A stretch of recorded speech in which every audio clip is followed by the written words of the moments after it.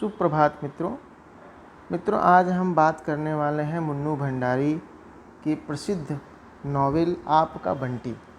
ऐसे तो मुन्नू भंडारी ने बहुत सारी नॉवेल्स लिखी, जिसमें कि आपका बंटी महाभोज सबसे ज़्यादा फेमस रही। उन्होंने कई सारी कहानियाँ भी लिखी, जैसे कि मैं हार गई, यही सच है, प्रतिनिधि कहानियाँ।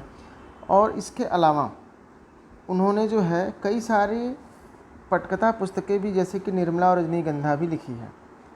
जैसे कि आप जानते हैं कि मुन्नू भंडारी के नॉवेल्स में एक ख़ास बात होती है, वो समाज के इग्नोर्ड, जिसको कहते हैं ना कि समाज में जो उपेक्षित जो चीज़ें हैं, जैसे कि कुछ मुद्दे ऐसे होते हैं जिस पे हम आमतौर पे ध्यान नहीं देते हैं। ख़ास तौर पे जैसे घर के झगड़ों में बच्चों के साथ जो बिहेव होता है, हम लोग बच्चों झगड़ा करते समय बच्चों के ऊपर ध्यान नहीं देते हैं। इन सारी चीज़ों के बारे में इस नॉवेल में आपको बहुत सारे मैटर मिल जाएंगे। दोस्तों, आज शुरू करते हैं।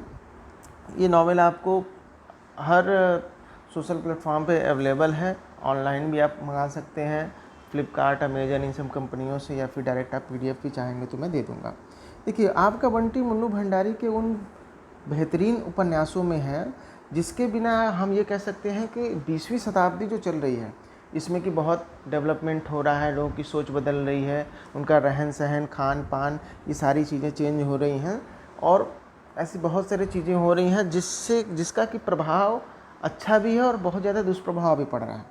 तो हम लोग जो है इस उपन्यास के माध्यम से, वास्तव में देखा जाए तो एक बच्चे की मनोदशा और एक स्त्री विमर्श, ये दोनों टॉपिक आपका इस नॉवेल में कवर हो जाएगा। और ये नॉवेल आप जान लीजिए कि 1970 में, यानी 1970 में ये नॉवेल उनके द्वारा लिखा गया था, और उस समय ये बहुत फेमस हुआ था। और आप ये भी जानिए कि इस नॉवेल के बेस पर एक सीरियल वगैरह भी बना था।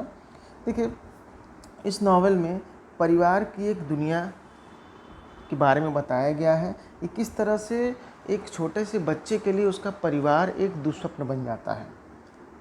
और इसमें कई संवेदनशील मुद्दे हैं, कई संवेदनशील बातें हैं जो आपको प्रभावित किए बिना नहीं रह सकते हैं।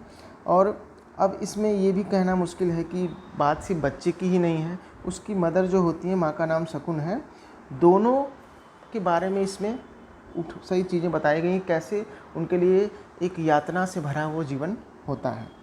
देखिए, जैसे कि हम स्त्रियों की अगर बात करें तो इस नॉवल में शकुन का जो जीवन है वह क्या है कि एक ऐसे पुरुष के ऊपर निर्भर है जिसमें कि वो उससे ये अपेक्षा लगाई रहती है कि वह भी उसे उतना सम्मान और उतना केयरनेस देगा जितना कि वो अपेक्षित है, क्योंकि वो भी एक महत्वाकांक्षी है और आत्मनिर्भर है। लेकिन उसका जो आत्मनिर्भरता है वह उसके पति के साथ उसके दाम्पत्य जीवन में तनाव के कारण उसको अलग करने पे आमादा हो जाते हैं। तो ऐसा नहीं है कि यह शकुन का ही नहीं, समाज में जो हमारी जो चीज़ें हैं, इस तरह की हमारी जो सोच है, वह उसको बनाती, फैलाती और विकसित कर रही है। जैसे फॉर एग्जांपल अगर हम आज के समाज की बात करें तो आज के समय में आत्मनिर्भर स्त्रियां बहुत सारी हैं, ठीक है, लेकिन उसके जो दुष्परिणाम भी आ रहे हैं। दुष्परिणाम का मतलब ये नहीं कि स्त्री आत्मनिर्भर हो गई है, ये समाज के लिए ख़राब बात है।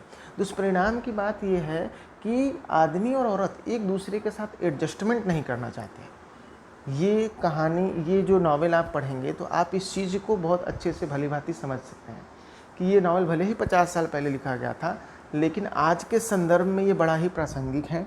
इसलिए एक बार मैंने तो इसको 2-3 बार पढ़ा है। जब मैं ग्रेजुएशन टाइम में था तो भी, और उसके 10 साल बाद भी मैं एक बार इसको दोबारा से देखा कि पति पत्नी का द्वंद्व इस नावल में बहुत अच्छे से दिया है। और पति पत्नी के द्वंद्व में जो छोटा बच्चा पिसता है, क्योंकि उसकी कोई गलती नहीं होती है, लेकिन झगड़े जब घर में होते हैं ना, तो पति पत्नी के बीच के झगड़ों के बीच में सबसे ज़्यादा अगर परेशान होने वाला, सबसे ज़्यादा अगर क्या बोलते हैं उसको, प्रताड़ित होने वाला कोई व्यक्ति होता है तो वो छोटा बच्चा होता है। आपका बंटी नॉवेल इस चीज़ को बहुत ही अच्छे से एक्सप्लेन करता है। और बच्चे की जो चेतना होती है ना, उसमें मुन्नू भंडारी ने उस चीज़ों को इस तरीके से हमें दर्शाया है कि हमें ये चीज़ समझ में आती है कि अगर आपको बाल मनोविज्ञान के बारे में, ऐसे तो आप बहुत सारी किताबें हैं, लेकिन अगर एक कहानी, उपन्यास के माध्यम से बाल मनोविज्ञान के बारे में पढ़ना है तो यह बहुत ही मर्मस्पर्शी और विचारोत्तेजक है।